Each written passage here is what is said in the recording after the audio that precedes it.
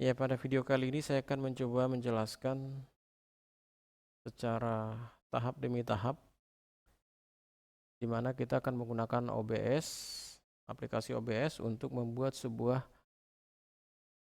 video bahan ajar atau video pembelajaran. Oke, ada beberapa menu yang akan kita gunakan. Yang pertama adalah ada skin, ya.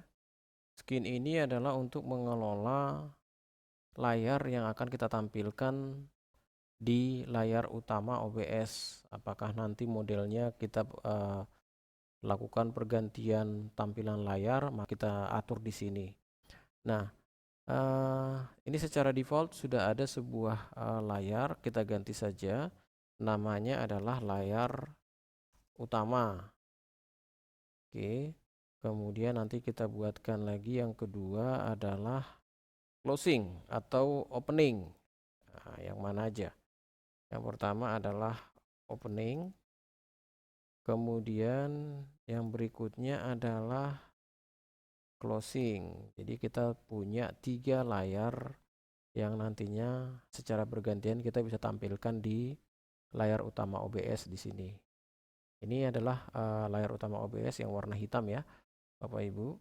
Kemudian masing-masing layar itu memiliki beberapa objek yang kita bisa tambahkan di kolom source ya, di kolom source. Nah, caranya sama. Jadi artinya kita punya konsep layar yang mau kita desain, yang mau kita buat, di mana kita akan mencoba membuat sebuah tampilan yang tidak monoton seperti itu ya. Artinya ada beberapa objek yang kita tampilkan di layar utama untuk menambah tampilan display kita menjadi lebih menarik seperti itu. Jadi sebenarnya kalau kita mau langsung melakukan proses recording atau perekaman dengan menampilkan PowerPoint-nya saja, kemudian langsung kita jelaskan slide demi slide, ya bisa saja, tapi tentu kurang menarik gitu ya, tentu kurang menarik. Apalagi nanti kita sebagai guru tidak terlihat di dalam video tersebut, sehingga murid itu ya hanya sekedar mendengar saja apa yang disampaikan oleh gurunya. Jadi prinsipnya adalah bahwa dengan adanya tampilan guru di situ, jadi seolah-olah interaksinya terjadi gitu ya, interaksi dua arahnya terjadi. Nah, kemudian langkah pertama adalah kita akan menambahkan beberapa objek di layar utama. Kita tambahkan melalui menu plus di sini ada add, kemudian ada remove untuk menghapus kalau tidak jadi. Kemudian di sini ada properties ya. Kemudian ada move up, move down. Jadi untuk mengatur tata letaknya, apakah dia di atas atau di bawah, atau tampil lebih di depan atau di di belakang layar yang saling tumpang tindih, karena konsepnya kan ini layer ya, Bapak Ibu. Jadi kalau layer berarti lapisan-lapisan, mana yang di depan, mana yang di belakang. Jadi bisa kita atur dengan menggunakan menu up and down move ya. Nah, langsung saja Bapak Ibu kita tambahkan. Jadi yang mau kita tambahkan pertama sekali adalah image. Jadi di sini ada beberapa menu sebenarnya. Nanti sambil kita praktekkan, nanti kita lihat fungsi-fungsi daripada beberapa menu atau source yang bisa kita manfaatkan untuk proses rekam bahan ajar itu nantinya. Oke, yang pertama kita atur dulu untuk tampilan. Kita akan membuat tampilannya lebih menarik. Oke, kita klik match. Kita ganti namanya, katakanlah nama layer pertamanya adalah latar. Kita ganti dulu latarnya supaya nggak hitam seperti bawaan warna layarnya. Browse, kemudian kita pilih salah satu gambar. Jadi sebaiknya Bapak Ibu ketika akan menggunakan OBS dan akan membuat beberapa tampilan atau perubahan tampilan, maka siapkan file-file yang menjadi file pendukungnya. Tinggal download saja gambar. Kalau gambar ya download dari Google, saya kira banyak ya Bapak Ibu ya, sesuai dengan tema daripada materi yang akan kita ajarkan ya. Oke. Pada prinsipnya bagaimana supaya tampilan itu lebih menarik, gitu aja sebenarnya. Kemudian di sini ada gambar kunci Bapak Ibu. Jadi Gambar kunci ini adalah untuk memastikan bahwa nanti objek ini tidak akan dirubah-rubah lagi. Kita kunci, maka dia tidak kita klik, kita geser, gak bisa karena sudah kita kunci. Kemudian di sini ada gambar mata. Gambar mata ini adalah untuk visible false maupun visible true. Artinya tampil dan tidak tampil. Kalau kita klik maka ini seperti di garis ya, artinya tidak muncul. Kalau kita open lagi maka kelihatan atau visible lagi. Kemudian yang berikutnya adalah kita akan tambahkan sebuah gambar lagi untuk menyediakan ruang bagi PowerPoint yang akan kita jadikan sebagai objek presentasi kita. Yang berikutnya adalah menambahkan objek frame. Jadi kita akan buat beberapa frame yang nantinya untuk bisa membedakan setiap objek yang kita masukkan. Jadi ada lokasi-lokasinya. Kemudian kita browse, nama filenya sudah saya buat juga, sudah saya download juga. Ini adalah frame monitor, saya namakan frame monitor. Jadi terlihat seperti di dalam TV nanti PowerPoint yang akan kita jelaskan. Kemudian hati-hati Bapak Ibu, jadi kita akan pilih file yang extensionnya adalah PNG. Jadi PNG itu adalah file yang transparan. Jadi hanya bagian hitamnya saja yang kita ambil, tidak termasuk bagian-bagian putihnya. Kalau dia yang file JPEG atau JPG, maka akan otomatis semua gambar yang masuk dalam objek layar ini akan ikut atau akan tampil seperti ini. Akan terlihat tampil. Jadi artinya kita tidak membutuhkan file yang begini karena menutupi latar belakangnya. Jadi yang kita butuhkan adalah yang transparan, yang hanya warna hitamnya saja yang terlihat. Jadi kita ulang, image, kemudian ganti jadi frame. Ya, frame. Nama layernya adalah frame, kemudian cari filenya. Ini dia yang PNG.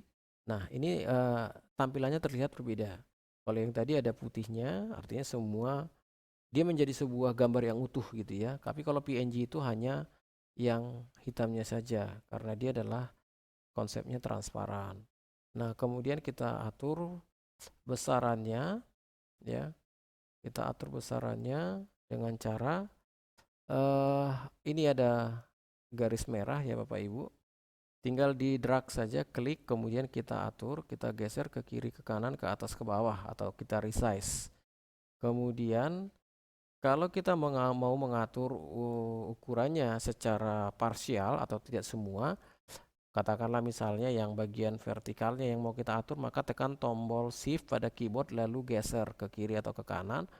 Demikian halnya yang horizontal, klik tombol merah yang ada kotak kecilnya seperti ini, kemudian tekan shift lalu geser ke bawah atau ke atas sesuai dengan kebutuhan. Jadi gambar ini tidak menutupi gambar latarnya atau backgroundnya karena tipe filenya adalah PNG. Jadi Bapak Ibu silakan mencari file yang tipenya PNG di Google. Nanti Bapak Ibu ketikkan saja nama filenya atau nama file yang sesuai dengan tema yang mau kita cari, lalu ketik di belakangnya PNG. Lalu yang selanjutnya adalah menambahkan frame yang nantinya akan kita gunakan untuk menempatkan objek gurunya. Oke, silakan.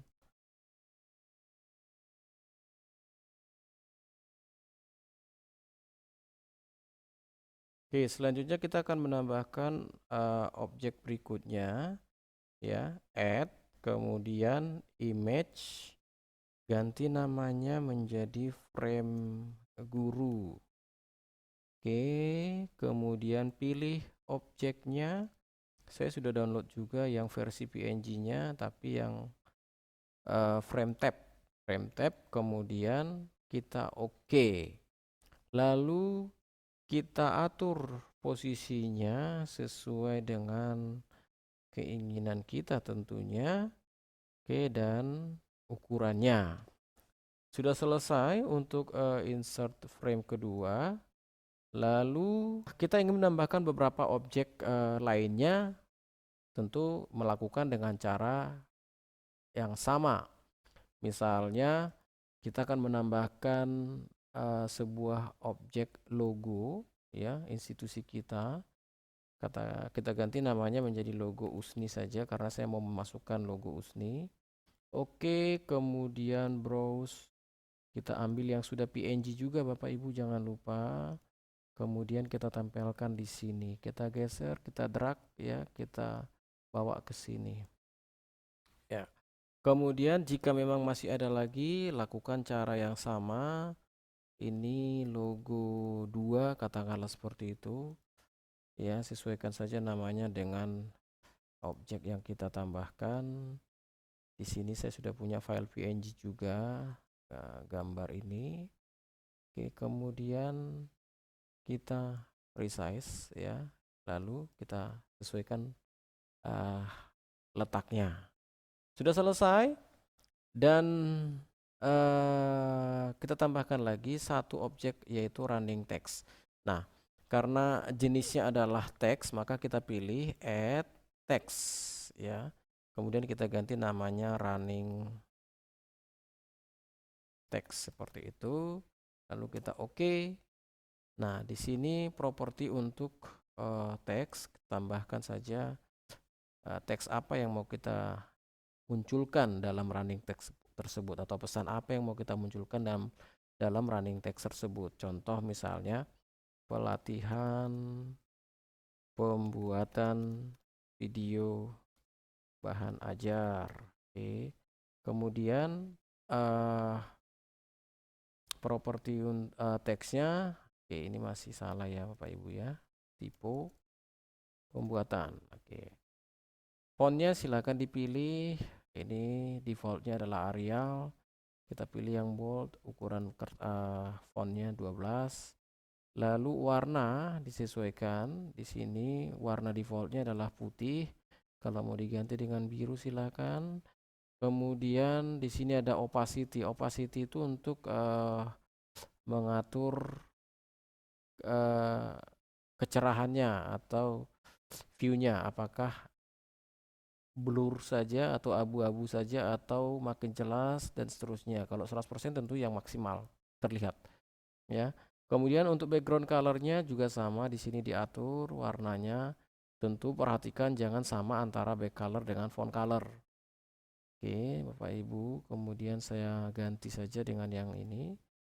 Opacity-nya juga sama ya, mau terang atau mau tidak terlihat seperti itu.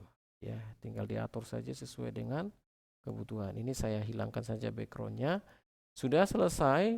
Ini dia akan muncul di sebelah atas kiri layar kita. Kemudian kita geser saja, kita atur tata letaknya di mana untuk kita tempatkan. Ya, oke. Kemudian sudah selesai pembuatan running text-nya. Tapi ini belum running, artinya tidak berjalan. Dia statik saja. Nah, kita akan atur yaitu melalui menu. Jadi caranya gini, Bapak Ibu. Klik objeknya, lalu klik kanan, kemudian pilih filter. Ya. Ini diperkecil Bapak Ibu supaya kelihatan. Nah, kemudian di sini ada menu plus.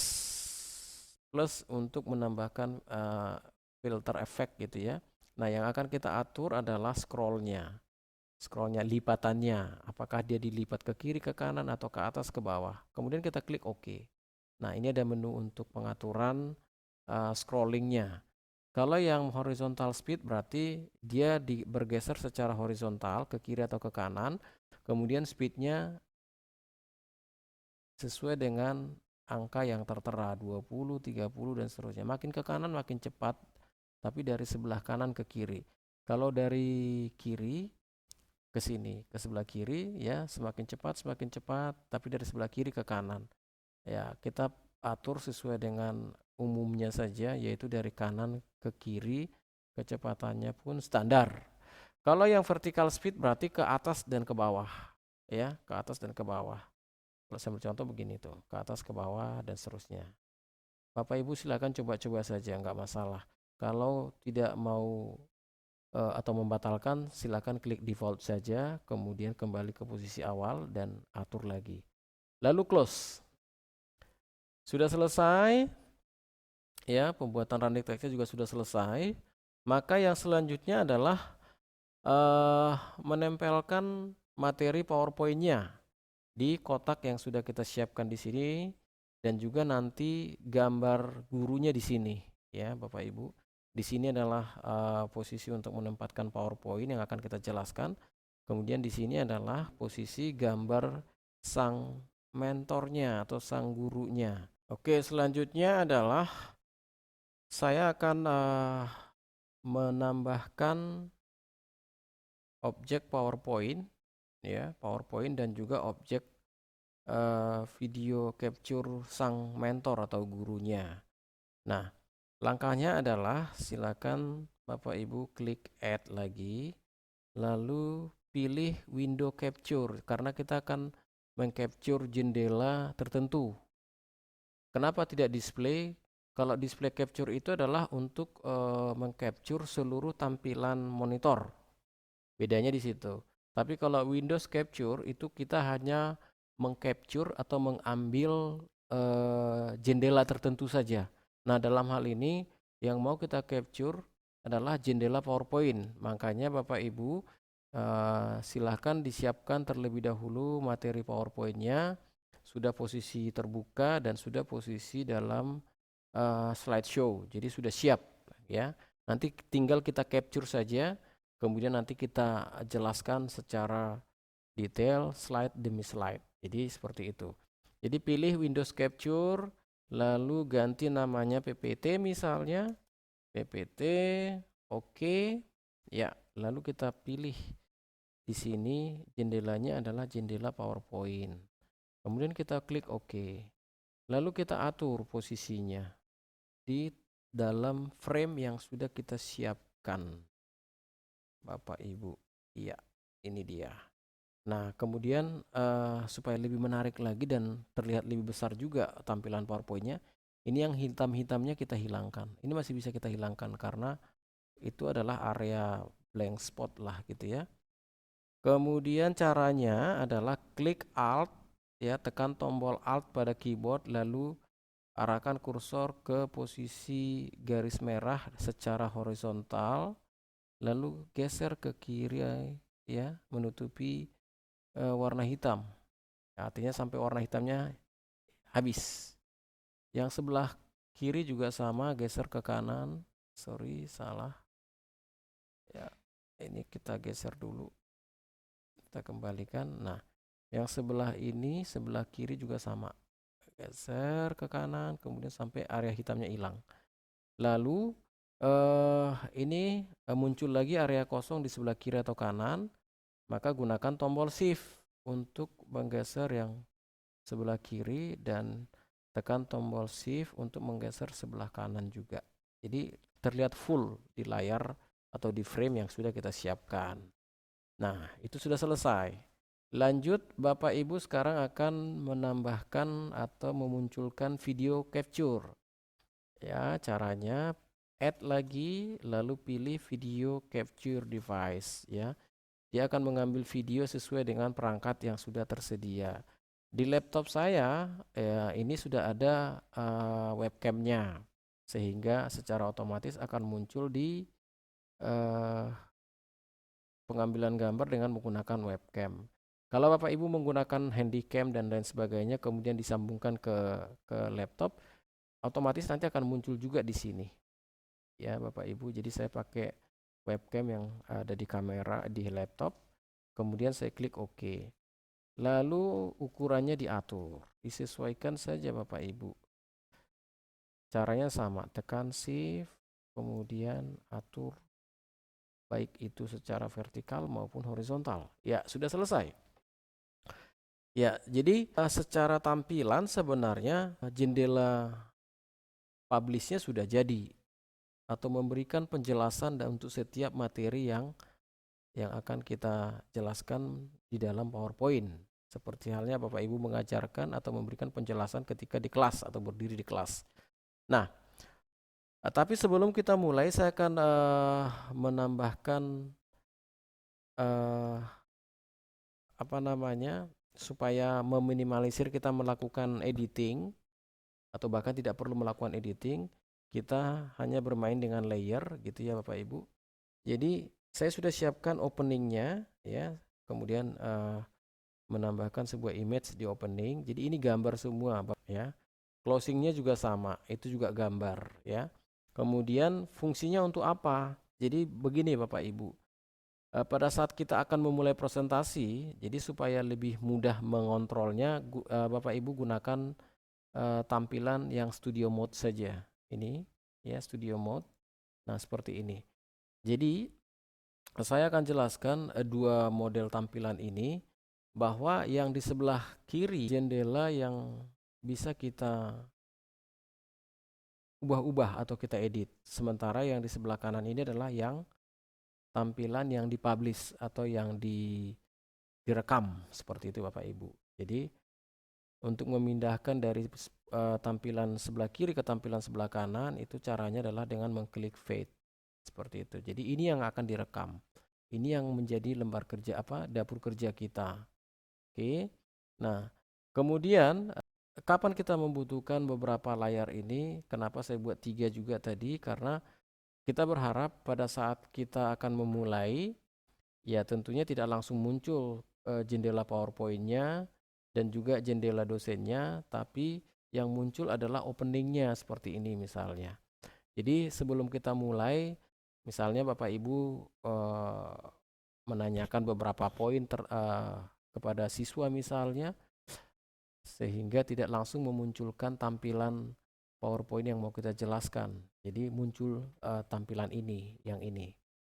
Jadi setelah selesai baru nanti Bapak Ibu pilih layar utama, ya layar utama. Kemudian tentu dipastikan dimulai dari slide yang pertama, ya Bapak Ibu. Tampilkan dari slide yang pertama, kemudian ditutup kembali. Nah, ini sudah muncul dan kalau sudah siap untuk melakukan presentasi, Bapak Ibu klik saja yang fade ya. Nah, ini sudah muncul sekarang. Jadi dengan jendela ini maka Bapak Ibu sudah bisa menjelaskan atau melakukan orasi lah untuk menjelaskan setiap objek yang ada di dalam PowerPoint Bapak Ibu atau materi Bapak Ibu. Contoh misalnya saya akan menjelaskan slide demi slide seperti itu ya Bapak Ibu. Maka langkah yang harus kita lakukan adalah mengganti layar, mengganti tampilan layar PowerPoint-nya supaya lebih besar Bapak Ibu. Kalau begini kan saya tidak bisa maju nih, tidak bisa maju atau tidak bisa mundur di dalam PowerPoint-nya. Harus PowerPoint-nya yang muncul baru kontrol next dan preview-nya aktif. Oke, selanjutnya Bapak Ibu tinggal menjelaskan PowerPoint-nya. Semua objek sudah selesai kita tambahkan, termasuk opening-nya. Jadi untuk memudahkan Bapak Ibu dalam menjelaskan PowerPoint-nya, tentu Bapak Ibu harus membuka PowerPoint-nya terlebih dahulu, ya. Tapi tanpa mengganggu tampilan pada broadcast-nya, ABS-nya. Ya, jadi caranya adalah PowerPoint yang sudah dibuka tadi sudah aktif di window. Silakan Bapak Ibu klik, kemudian muncullah tampilan PowerPoint kita dalam bentuk yang sudah slideshow, sudah full screen dan slideshow. Kemudian melalui jendela inilah Bapak Ibu bisa mengontrol PowerPoint yang sudah kita siapkan. Jadi mulai daripada menggunakan fungsi next, kemudian preview, ya. Kemudian silakan Bapak Ibu menjelaskan slide demi slide, ya. Seperti biasa, seperti halnya Bapak Ibu menjelaskan di kelas dengan menggunakan InFocus dan media PowerPoint misalnya, ya. Kemudian sampai dengan selesai, seperti itu. ya. Oke, kemudian selanjutnya minimize PowerPoint-nya untuk menutup video kita. Jadi minimize PowerPoint ini untuk menutup video kita. Jangan langsung menekan tombol X untuk close ataupun yang restore down atau mengecilkan, tapi gunakanlah yang fungsi minimize seperti ini. Untuk apa? Untuk membuat tampilan atau untuk menjaga tampilan di dalam layar broadcast OBS kita tetap seperti rancangan yang kita buat, ya. Oke, kemudian setelah selesai maka tampilkan layar closingnya, ya. Kemudian preview, ya, sudah tampil. Lalu Bapak Ibu silakan menyampaikan closing statementnya untuk tatap muka berjalan di dalam video tersebut, ya. Contohnya, oke, anak-anak silakan jangan lupa subscribe channel saya supaya nanti memudahkan anak-anak mendapatkan video selanjutnya. Ini contoh saja misalnya closingnya. Lalu ini tadi sudah dalam posisi start, ya. Lalu ini tombol stop stop recordingnya diklik. Kalau sudah diklik stop recordingnya berarti proses perekaman video bahan ajar kita sudah selesai. Seperti itu Bapak Ibu. Demikian yang dapat saya uraikan, saya jabarkan terkait dengan bagaimana cara menggunakan OBS, ya, untuk Bapak Ibu sebagai untuk bisa Bapak Ibu create atau buat sebagai bahan ajar kepada anak didik kita. Sekian dan terima kasih dan sampai ketemu di video-video saya selanjutnya.